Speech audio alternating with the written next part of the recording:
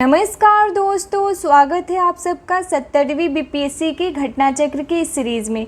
दोस्तों, हमने प्राचीन भारत के इतिहास से इस घटना चक्र के सीरीज़ को शुरू करा है। पार्ट 1 और पार्ट 2 ऑलरेडी आ चुका है, प्लेलिस्ट से जाके देख सकते हैं। और पिछले वीडियो में मैंने आपको एक क्वेश्चन दिया था कि आप लोग उसका आंसर मुझे कमेंट बॉक्स में बताना। क्वेश्चन ये था कि अंतिम मौर्य सम्राट कौन था। तो इसका आंसर मैं बता देती हूँ। आप सबको भी पता होगा कि अंतिम मौर्य सम्राट जो है वो वृद्धरथ था। और ये क्वेश्चन आपको 2 बार पूछा है बीपीएससी के एग्ज़ाम में, 48 और 52 बीपीएससी में 2008 में। ठीक है, चलिए शुरू करते हैं आज का वीडियो। किस अभिलेख में रुद्रदामन प्रथम की विभिन्न उपलब्धियाँ वर्णित है? ऑप्शन ए जूनागढ़, बी भीतरी, सी नासिक और डी सांची। बहुत ही कॉमन क्वेश्चन है, आप सबको पता होगा। ये 2011 में पूछा है।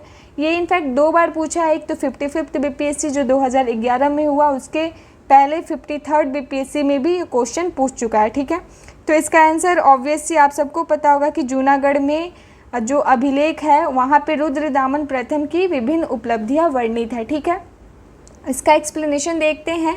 दोस्तों, अगर आपको इस वीडियो का पीडीएफ चाहिए हो तो आप डिस्क्रिप्शन में BPSC current BPSC PDF material करके एक ग्रुप होगा, वहाँ से आप लिंक डायरेक्ट ज्वाइन कर सकते हो। सारे पीडीएफ में वहाँ पे अवेल करवा देती हूँ। ठीक है, गुजरात के जूनागढ़ से रुद्रदामन जिनका काल जो है 130 से 150 ईस्वी का एक अभिलेख प्राप्त हुआ और इनका काल 130 से 150 ईस्वी का रहा है। ठीक है, यह जिस शिला पर उत्कीर्ण है उसी पर अशोक के 14 प्रज्ञापनों की एक प्रति तथा स्कंदगुप्त के 2 अभिलेख भी खुदे हुए हैं। ठीक है, तो ये फैक्ट भी आपको याद रखने लायक है कि जहाँ पे जो रुद्रदामन का जूनागढ़ अभिलेख है वहाँ पर अशोक के 14 प्रज्ञापनों की एक प्रति भी है और स्कंदगुप्त के 2 अभिलेख भी खुदे हुए हैं। ठीक है, यह विशुद्ध संस्कृत भाषा तथा ब्राह्मी लिपि में लिखा गया है।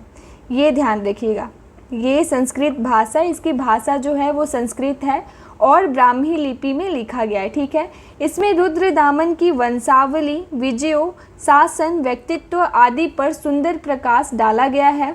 यह अभिलेख अब तक प्राप्त संस्कृत अभिलेखों में सर्वाधिक प्राचीन है। ये यहाँ पे ये वाला जो पॉइंट है ना, इसको भी ध्यान रखिएगा कि ये अभिलेख जो है अब तक जितने अभिलेख प्राप्त हुए हैं संस्कृत अभिलेखों में, ये सर्वाधिक प्राचीन मानी जाती है। ठीक है, नेक्स्ट क्वेश्चन देखते हैं। नेक्स्ट क्वेश्चन है कि निम्नलिखित राजाओं में से किसका जैन धर्म के प्रति भारी झुकाव था? Option A Dasharath, B Brihadratha, C Kharavela और डी हुविस्क। तो इसका आंसर हो जाएगा सी। खारवेल जो राजा था उसका जैन धर्म के प्रति भारी झुकाव था। ठीक है, ये भी जो है आपका क्वेश्चन 2 बार रिपीटेड है, 2008 का क्वेश्चन है। ठीक है, चलिए इसका एक्सप्लेनेशन देखते हैं। कलिंग का चेदी वंशीय शासक था खारवेल। ठीक है, प्राचीन भारतीय इतिहास के महानतम सम्राटों में से यह एक था। उड़ीसा प्रांत के भुवनेश्वर से 3 मील की दूरी पर स्थित उदयगिरी पहाड़ी की हाथी गुम्फा से उसका एक बिना तिथि का अभिलेख प्राप्त हुआ। यह अभिलेख खारवेल का इतिहास जानने का एकमात्र स्रोत है और इसका जैन धर्म के प्रति झुकाव था ये हाथी गुम्फा अभिलेख से ही पता चला। ठीक है, हाथी गुम्फा जो अभिलेख है वो प्राकृत भाषा में है, जो खारवेल का एकमात्र अभिलेख है। ठीक है, नेक्स्ट क्वेश्चन देखते हैं। नेक्स्ट क्वेश्चन है कि कलिंग नरेश खारवेल का संबंध किससे था? ऑप्शन ए महामेघ वाहन वंश से, बी चेदी वंश से, सी सातवाहन वंश से, डी रट भोजक वंश से और ई उपर्युक्त में से कोई नहीं या उपर्युक्त में से एक से अधिक।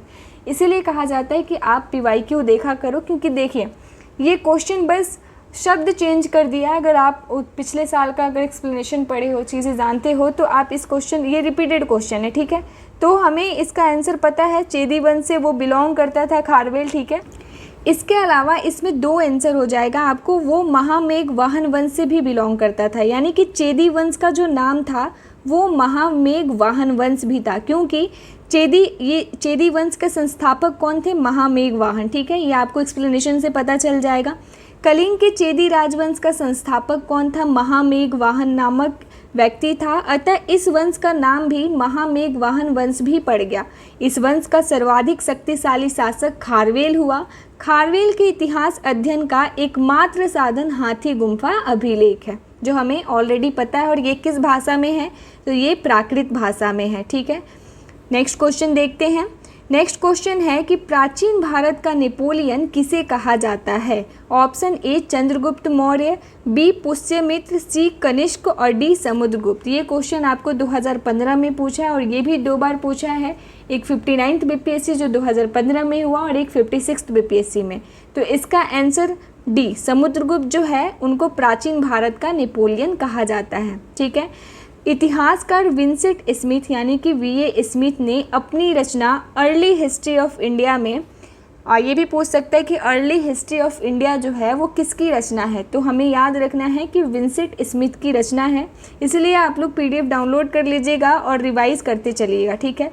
वो समुद्रगुप्त की वीरता एवं विजयों पर मुग्ध होकर उसे भारतीय नेपोलियन की संज्ञा दी है। तो ये भी पूछ सकता है कि समुद्रगुप्त को जो प्राचीन भारत का नेपोलियन कहा जाता है उसकी संज्ञा किसके द्वारा दी गई है? तो विंसेंट स्मिथ के द्वारा जो है समुद्रगुप्त को प्राचीन भारत का नेपोलियन कहा गया है, ठीक है। समुद्रगुप्त की विजयों का वर्णन प्रयाग प्रशस्ति में भी मिलता है। इसके लेखक हरिसेन थे, ठीक है। इसके लेखक कौन थे? हरिसेन है। प्रयाग प्रशस्ति इलाहाबाद में स्थित है। उस पर अन्य शासक का भी वर्णन मिलता है, साथ साथ समुद्रगुप्त, स्पेशली मुख्य रूप से जो है समुद्रगुप्त का ही ज़्यादा वर्णन मिलता है, ठीक है। नेक्स्ट क्वेश्चन देखते हैं। गुप्त सम्राट जिसने हूनों को पराजित किया था, जो हून आक्रमण हुआ था वो कौन सा ऐसा गुप्त सम्राट था जिसने उनको पराजित किया था? Option A Samudragupta, B Chandragupta द्वितीय, सी स्कंदगुप्त और डी हो जाएगा रामगुप्त। तो इसका आंसर हो जाएगा सी स्कंदगुप्त जो हैं वो ऐसे गुप्त सम्राट थे जिन्होंने हूनों को पराजित किया था, ठीक है। हूनों का पहला भारतीय आक्रमण गुप्त सम्राट स्कंदगुप्त के शासनकाल में 455 ईस्वी में हुआ। हूनों ने पहला भारतीय आक्रमण जो है वो स्कंदगुप्त के शासनकाल में ही किया था। स्कंदगुप्त के हाथों वे बुरी तरह परास्त हुए। यूएस राय के अनुसार इस हून आक्रमण का नेता खुशनेवाज था। यह आक्रमण एक धावा मात्र रहा और देश के ऊपर इसका कोई भी तत्कालिक प्रभाव नहीं पड़ा, किंतु परोक्ष रूप से इसने गुप्त साम्राज्य के पतन की गति को भी तेज कर दिया। डायरेक्टली तो नहीं बट इनडायरेक्टली, ठीक है। स्कंदगुप्त की मृत्यु के बाद 5वीं शताब्दी के अंत तथा 6ठी शताब्दी के प्रारंभ में उत्तर पश्चिम के कई क्षेत्रों पर हूनों ने कब्जा कर लिया था, ठीक है। नेक्स्ट क्वेश्चन देखते हैं। नेक्स्ट क्वेश्चन है कि किस प्रकार की भूमि को अपृहत भूमि कहा जाता है? ऑप्शन ए बिना जोती हुई जंगली भूमि, बी सिंचित भूमि, सी घने जंगल वाली भूमि, डी जोती हुई भूमि और ई है उपर्युक्त में से कोई नहीं या उपर्युक्त में से एक से अधिक। ये आपका 2016 का क्वेश्चन है। ये 60 और 62 दोनों ही बीपीएससी जब हुआ था उसमें पूछा हुआ है, ठीक है। तो इसका आंसर हो जाएगा ए अपृहत जो है बिना जोती हुई जंगली भूमि को कहा जाता है, ठीक है। इसका एक्सप्लेनेशन कहता है कि बिना जोती हुई भूमि वह भूमि जिस पर खेती ना की गई हो वो अपृहत भूमि कहा जाता था। यह गुप्तकालीन राजस्व व्यवस्था का एक पद यानी कि एक टर्म है। कब का? गुप्तकालीन राजस्व व्यवस्था का। जब गुप्त काल का समय था वहाँ पे अपृहत का मतलब होता था बिना जोती हुई जंगली भूमि, ठीक है, याद रहेगा आपको। नेक्स्ट क्वेश्चन देखते हैं। चीनी यात्री सुंग यून ने भारत की यात्रा कब की थी? सुंग यून, आपको नाम ये नया लग रहा होगा, ठीक है। चलिए देखते हैं इसके बारे में। ऑप्शन ए कहता है 515 ईस्वी से 520 ईस्वी, बी 525 ईस्वी से 529 ईस्वी, सी 545 ईस्वी से 552 ईस्वी और डी 592 ईस्वी से 597 ईस्वी और ई उपर्युक्त में से कोई नहीं या उपर्युक्त में से एक से अधिक, ठीक है। इसका आंसर हो जाएगा ए। चीनी यात्री सुंग यून ने भारत की यात्रा 515 ईस्वी से 520 ईस्वी में की थी, ठीक है। ये भी आपका 2016 का क्वेश्चन है। ये भी 2 बार पूछा गया है 60 और 62 बीपीएससी में, ठीक है। चीनी यात्री सुंग यून 518 ईस्वी में भारत आया। इसने अपने 3 वर्षों की यात्रा में बौद्ध धर्म की प्रतियां एकत्रित की थी, बौद्ध धर्म की प्रतियां, ठीक है। नेक्स्ट क्वेश्चन देखते हैं। नेक्स्ट क्वेश्चन है कि हर्षवर्धन के शासनकाल में किस चीनी यात्री ने भारत की यात्रा की थी? ऑप्शन ए है फाहियान, बी वेनसांग, सी इत्सिंग और डी तारानाथ। ये आपको 2015 में ये भी क्वेश्चन पूछा और ये भी 2 बार पूछ चुका है, 56 और 59 बीपीएससी में। तो इसका आंसर हो जाएगा वेनसांग।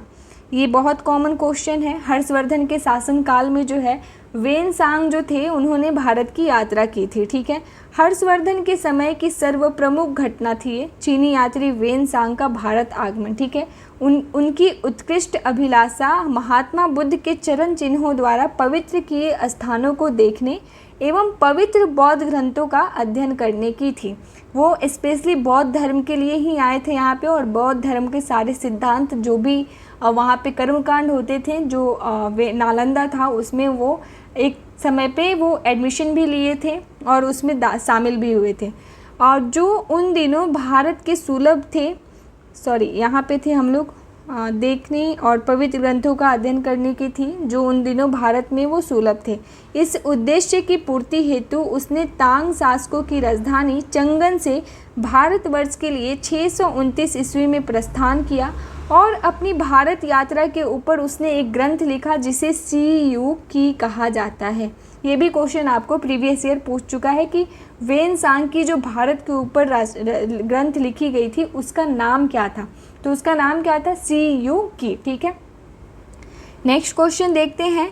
नेक्स्ट क्वेश्चन है कि कलहन की पुस्तक का नाम क्या है? ऑप्शन ए अर्थशास्त्र, बी इंडिका, सी पुराण और डी राज तरंगिणी। तो इसका आंसर हो जाएगा डी राज तरंगिणी। ये क्वेश्चन 2011 का है।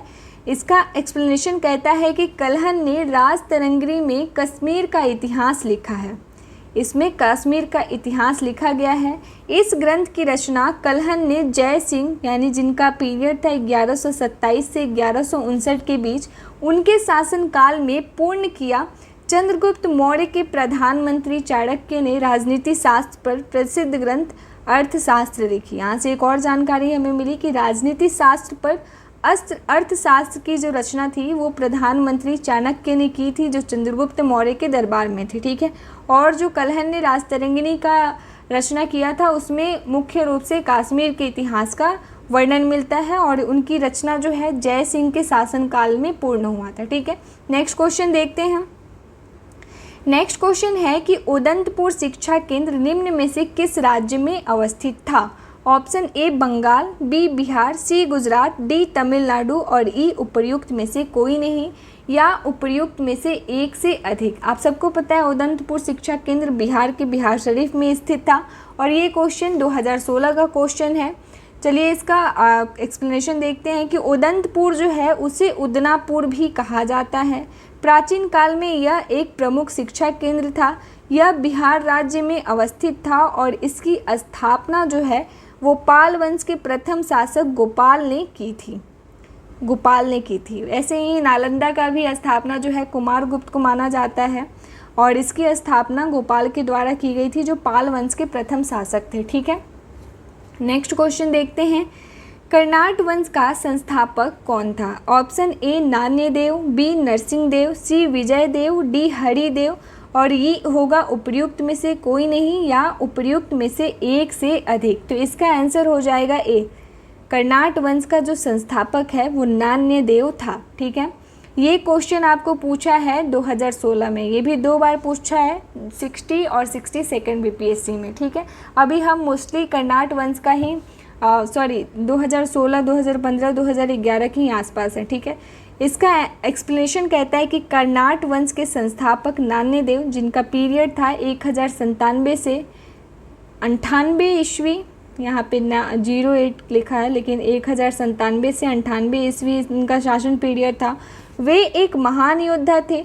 नान्यदेव में कर्नाट की राजधानी जो थी वो सिमरावगढ़ को बताया गया है, यहाँ पे बनाया था उन्होंने।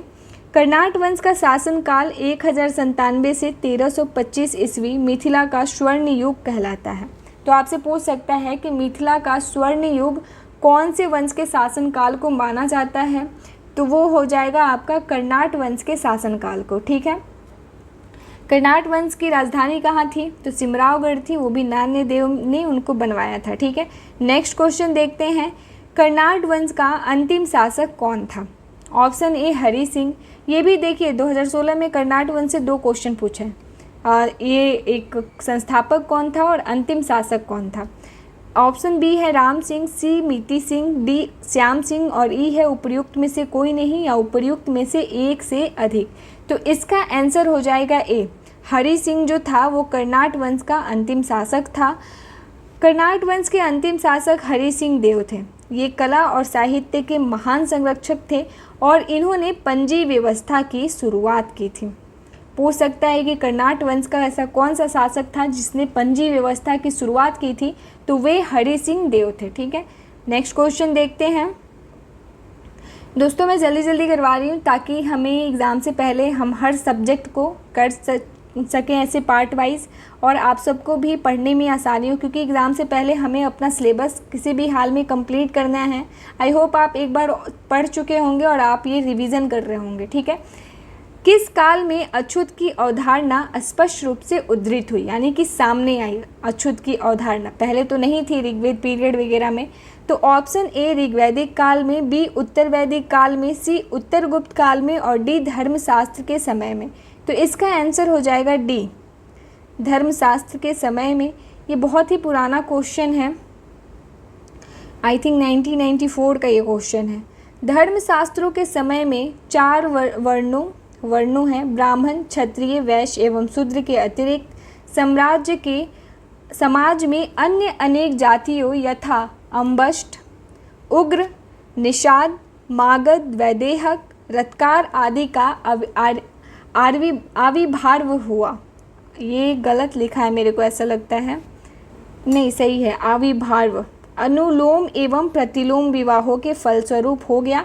अनुलोम विवाह आप लोगों को पता होगा कि जिसमें उच्च वर्ण की जो स्त्री होती है वो उच्च वर्ण के पुरुष से ही विवाह करती है, और जब उच्च वर्ण की स्त्री निम्न वर्ण के पुरुष से विवाह करती है तो उसे प्रतिलोम विवाह के फलस्वरूप माना जाता है। ठीक है, पाणिनि ने 2 प्रकार के शूद्रों का उल्लेख किया है, निर्वसित या अनिर्वसित। इनमें पहले प्रकार के शूद्र ही अस्पृश्य माने जाते थे, मतलब कि निर्वसित प्रकार के जो शूद्र हैं उन्हें ही अस्पृश्य माना जाता था। ठीक है, नेक्स्ट क्वेश्चन देखते हैं। कनिष्क के शासनकाल में बौद्ध सभा किस नगर में आयोजित की गई थी? Option A Magadh, B Pataliputra, C Kashmir और डी राजगिरी। ये भी आपको पुराना क्वेश्चन है, 2005 में पूछा है। इसका आंसर हो जाएगा सी, कश्मीर में जो है इसमें कनिष्क के शासनकाल में बौद्ध सभा आयोजित की गई थी। बौद्ध धर्म की चौथी और अंतिम संगीति सभा जो है वो कुषाण शासक कनिष्क के राज्यकाल में कश्मीर के कुंडल वन में हुई। ठीक है, इसकी अध्यक्षता जो है वो वसुमित्र ने की थी। अश्वघोष इसके उपाध्यक्ष थे। सारे फैक्ट्स आपको याद करने हैं, अनिवार्य है। ठीक है, यहाँ बौद्ध ग्रंथों के कठिन अंशों पर सम्यक विचार किया गया और प्रत्येक पीटक पर भाष्य लिखे गए। कनिष्क ने इन्हें ताम्रपत्रों पर खुदवा कर एक स्तूप में रखवा दिया। त्रिपिटक में लिखे गए इन्हीं भाष्यों की विभाषा शास्त्र कहा जाता है। विभाषा शास्त्र जो है इन्हीं भाष्यों को कहा जाता है। उल्लेखनीय है कि पहली बौद्ध संगीति बुद्ध की मृत्यु के तत्काल बाद राजगिरी के सप्तपर्णी गुफा में हुई पहली बौद्ध संगति। ठीक है, इस समय मगध का जो शासक था वो अजातशत्रु था और इसकी अध्यक्षता महाकश्यप ने की थी। द्वितीय बौद्ध संगीति जो है वो काला अशोक के शासनकाल में बुद्ध की मृत्यु के लगभग 100 वर्षों पश्चात वैशाली में हुई थी और इसके अध्यक्ष जो हैं आचार्य साबक मीर यानी कि सर्वकामनी थे। ये ध्यान में रखिएगा आप सब। ठीक है, और तृतीय व बौद्ध संगति की अगर हम बात करें तो वो अशोक के शासनकाल में हुई थी, वो पाटलिपुत्रा में हुई थी। ठीक है, नेक्स्ट क्वेश्चन देखते हैं। प्रथम बौद्ध संगति के अध्यक्ष कौन थे? देखते हैं कि आपका जो है कॉमन सेंस और प्रेजेंस ऑफ माइंड कितना है, अभी हमने ऊपर ही डिस्कस किया। Option A Vasumitra, B Mahakashyap, C Sangharaksha, D Parshvaka और ई उपर्युक्त में से कोई नहीं। हम मतलब कि यानी कि हम दोनों को इन दोनों में से ही गेस, क्योंकि ये तो हमने सुना ही नहीं ऊपर। ठीक है, तो इसका आंसर हो जाएगा ए, वसुमित्र जो है वो प्रथम बौद्ध संगति के अध्यक्ष थे। जो अजातशत्रु के शासनकाल में हुई थी। ठीक है, प्रथम बौद्ध संगति कब हुई थी? अजातशत्रु के शासनकाल में हुई थी। ठीक है, नेक्स्ट क्वेश्चन देखते हैं। नेक्स्ट क्वेश्चन है कि भगवान बुद्ध के महापरिनिर्वाण के बाद पहली बौद्ध संगति हुई। देखिए रिपीटेड ऑफ क्वेश्चन, ये जो पहला क्वेश्चन था 2022 का क्वेश्चन था और ये 2018 में क्वेश्चन था, यानी कि 2018 का क्वेश्चन हमें 2022 में भी पूछा था। ऑप्शन ए राजगीर में, बी गया में, सी पाटलिपुत्रा में और डी वैशाली में और ई उपर्युक्त में से कोई नहीं या उपर्युक्त में से एक से अधिक। तो इसका आंसर हो जाएगा ए। राजगीर में जो है वो प्रथम बौद्ध संगति हुई थी जिसका शासक उस समय अजातशत्रु था और अध्यक्षता जो है वसुमित्र ने करवाया था। ठीक है, नेक्स्ट क्वेश्चन देखते हैं। नेक्स्ट क्वेश्चन है कि बुद्ध के जीवन की 4 महत्वपूर्ण घटनाओं और उनसे संबंध 4 स्थानों का नीचे उल्लेख है। यह 2 स्तंभों यानी कि 1 एवं 2 में अंकित है। आपको इनका सुमेल करना है। ऑप्शन ए जन्म, और इसको कहता है कि जन्म ज्ञान प्राप्त, जन्म का है सारनाथ, ज्ञान प्राप्ति बोध गया, यानी कि जन्म कहाँ हुआ था? सारनाथ में दिया है। ज्ञान प्राप्ति बोध गया, तीसरा है प्रथम प्रवचन लुम्बिनी और चौथा है निधन कुशीनगर। तो इसका अगर हम बात करें सही मिलान की, ठीक है, तो बुद्ध का जन्म कहाँ हुआ था? वो लुम्बिनी में हुआ था। ज्ञान प्राप्ति जो है वो बोध गया में हुआ था। प्रथम प्रवचन सारनाथ में उन्होंने दिया था और निधन जो है उनका कुशीनगर में हुआ था। तो कौन सा सही हो जाएगा? 1 का 3rd, तो 1 का 3rd यहाँ पे, 2 का 2 और फिर आपका 3 का 1, 3 का 1 और 4 का 4, ये सही होगा। सी जो है ऑप्शन हमारा वो सही होगा। ठीक है, इसका एक्सप्लेनेशन देखते हैं। महात्मा बुद्ध का जो जन्म है वो 563 ईसा पूर्व में कपिलवस्तु के समीप लुम्बिनी वन में हुआ था। बोध गया में वैशाख पूर्णिमा की रात को उन्होंने ज्ञान प्राप्त किया और काशी के ऋषि पत्तनम यानी कि सारनाथ में उन्होंने अपना प्रथम उपदेश यानी कि जिसको धर्म चक्र प्रवर्तन कहा जाता है एवं कुशीनगर में उनका निधन हुआ, जिसे बौद्ध साहित्य में महापरिनिर्वाण कहा गया है। ठीक है, उनके घर, उन्होंने जब घर छोड़ा था उस काल को उसको महाभिनिष्क्रमण कहा गया है। तो आप कंफ्यूज मत होइएगा, महापरिनिर्वाण और महाभिनिष्क्रमण दोनों ही अलग अलग हैं। ठीक है, नेक्स्ट क्वेश्चन देखते हैं। बोध गया में किसे ज्ञान प्राप्ति हुई थी? बहुत कॉमन क्वेश्चन है, ऑब्वियस ही बात है, गौतम बुद्ध को जो है बोध गया में ज्ञान की प्राप्ति हुई थी और ये भी क्वेश्चन काफ़ी पुराना है इसलिए बहुत कॉमन लग रहा है आपको। 2001 से 2002 में ये पूछा गया था। ठीक है, नहीं, ये क्वेश्चन जो है ना आपको 2022 में पूछा गया है। मुझे लगा 2001-2 का है, लेकिन नहीं, ये 67th बीपीएससी का है। सोचिए कितना कॉमन क्वेश्चन भी पूछ देता है, इसलिए हमें एक एक फैक्ट्स को जो इम्पॉर्टेंट टॉपिक है उससे आपको देखते चलना है और पीवाईक्यू देख के समझ आ जाता है कि कौन से टॉपिक का वेटेज ज़्यादा है एग्ज़ाम में क्वेश्चन पूछने के लिए। ठीक है, इसका नेक्स्ट क्वेश्चन देखते हैं हम। बोध गया में महाबोधि मंदिर बनाया गया जहां गौतम बुद्ध पैदा हुए थे। बी गौतम बुद्ध को ज्ञान प्राप्त हुआ था और सी गौतम बुद्ध ने अपना प्रथम परिवचन दिया और डी गौतम बुद्ध की मृत्यु हुई।